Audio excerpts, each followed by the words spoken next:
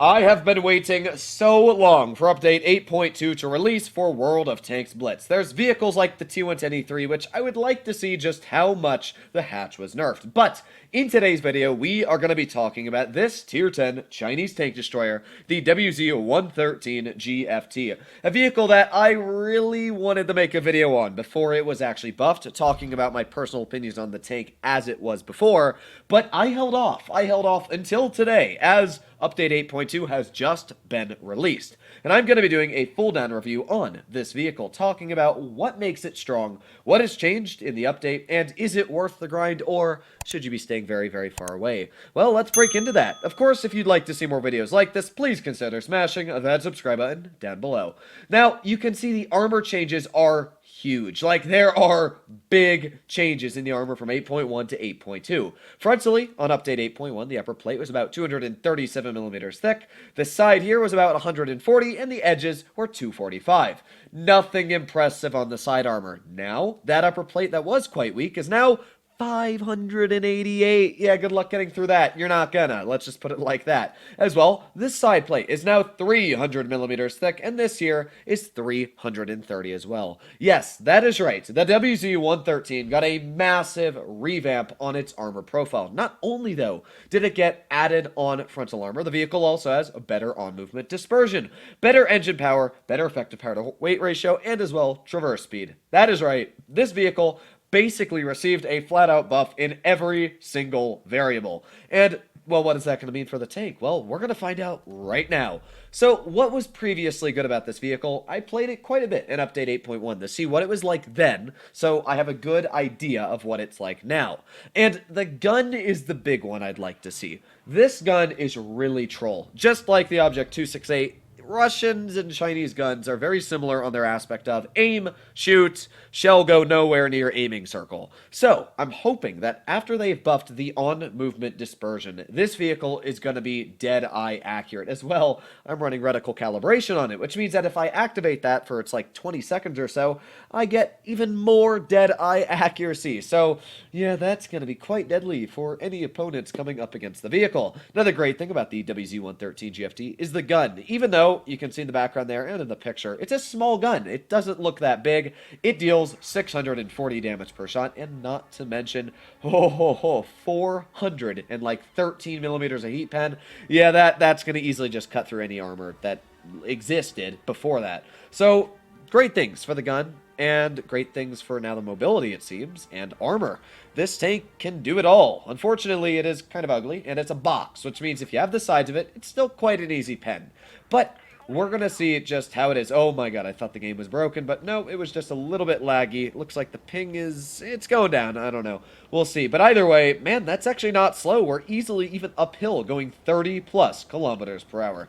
But the engine power wasn't increased that much. It was only like, what, 50? So it's not going to be a huge buff. What is going to be great is that armor. I am so used to being penetrated while turning this vehicle off to the side, trying to angle it. That's something that is massive. As well, you can see just how accurate the gun is now on the move. For this being a 152 millimeter armament, that's quite an accurate gun. So we got our E50 all the way up in the front line. Quite an aggressive E50 at that. Now we know that the enemy team is pushing their vehicles over to this side. So I'm expecting them. There you go. We got the 4005. Nice tap into him.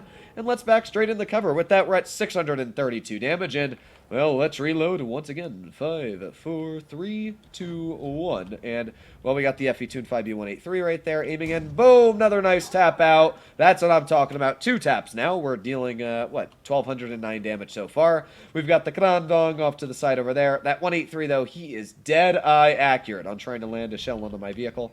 But that's not going to stop me. Let's aim in, and boom! Another shot into the 183. And, of course, it's a 183, so he completely missed me. And with that, we're sitting at 1,780 effective damage.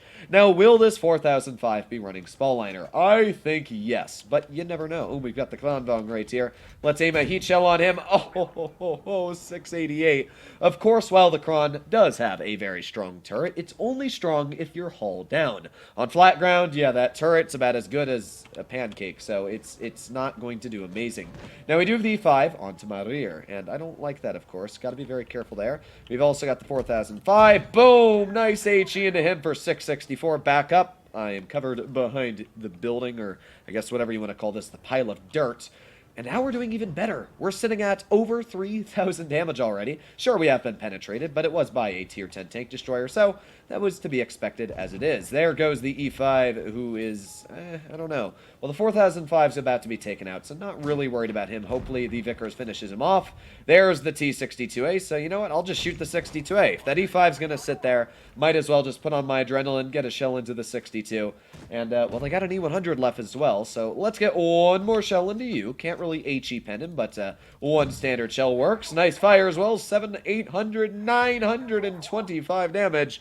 And now all that's left is the 100 down in town. Sorry, I'm really losing my words right now. Very early in the morning. In fact, it's like 5:30 in the morning. And I'm going to sleep right after this video is done. I just thought I'd stay up, wait for the update, make my video, and then go to sleep. So here we go. We got the 100, and yeet!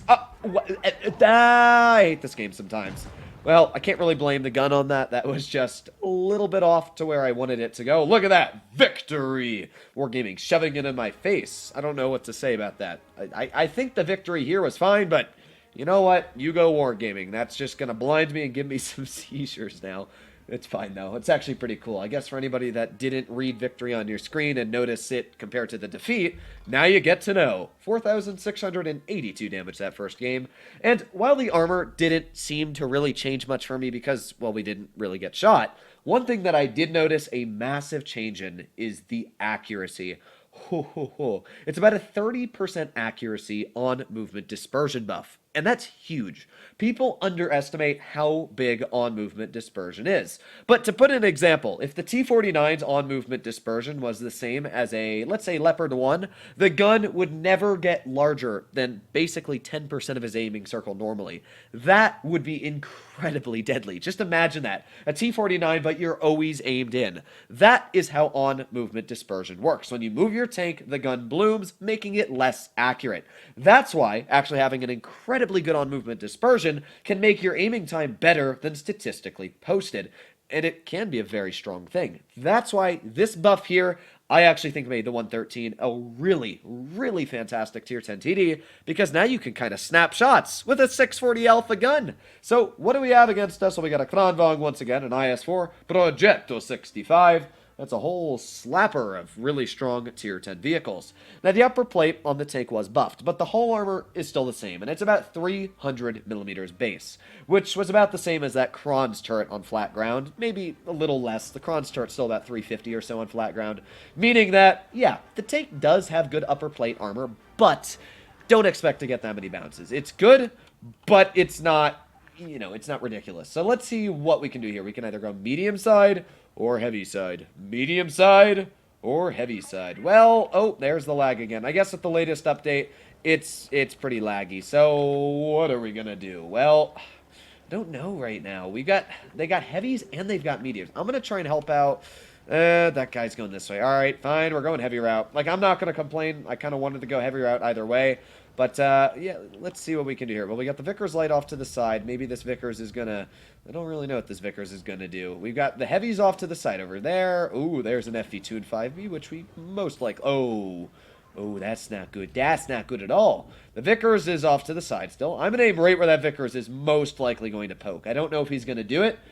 You never know what the enemy team's going to do. Yeah, we're going to pull forwards. Okay, there's the Vickers. Every time I manage to pull forwards, that's when the enemy decides to make their move. My luck. But, well, we got the Progetto over here. And with that Progetto, we've got the 4202 pretty healthy still, which is solid for the team.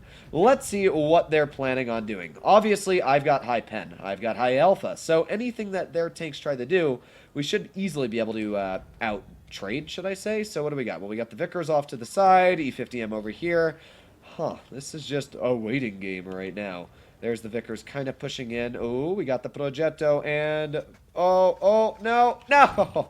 I really wanted to get an HE out. Like, I'm not going to complain. I'll take the penetration any day of the week. And this guy, I'm really not worried about him being able to pen me. We do have incredibly strong armor, as I did say, especially against those types of tanks. But... at the same time, I did not expect to get, you know, all the bounces, so let's see. We got the Vickers off to my side, who is a nuisance, obviously. Vickers are very big nuisance at that. We've got takes off to my side, off to my front, so yeah, right now, not enjoying this all too much. I kind of put myself in a pickle. But Vickers, you are going to regret life if you end up poking this again. Come on, do it. Oh, that E50M is off to the other side. You know what? No, we're going for it. Screw it. This Vickers, he's about to receive pain. This is what you get for shooting me. Yeet! Oh, yeah, 720. Even though it didn't, you know, get a super high roll, I'll take 720 damage. That's fine with me. We still have the E50M off to the side over here still with that E50M. I'm going to try and come right up behind this guy. Let's keep swimming, swimming, swimming. Boom! 629 damage there. Maybe we can get a nice little face hug into this guy. Bounce your shell. Come on, bounce it, bounce it, bounce it. Wow, where the heck did he... What?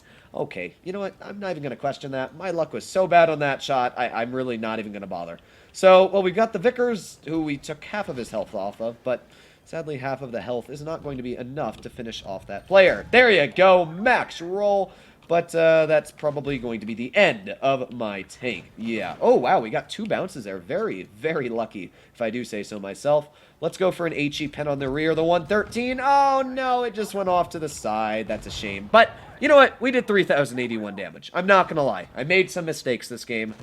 I don't really know which side was the best side to push there. We had heavy side and medium. And my biggest mistake was I pushed out, and that Vickers was able to get 2 shots into me, and I guess it hurt a little bit. I kind of got pincered there, but either way, it wouldn't have really changed much. Sadly, the heavy side completely smashed through our... Oh, yes, thank you, Wargaming. Just shove that defeat in my face. Can I get out of that screen? Thank you.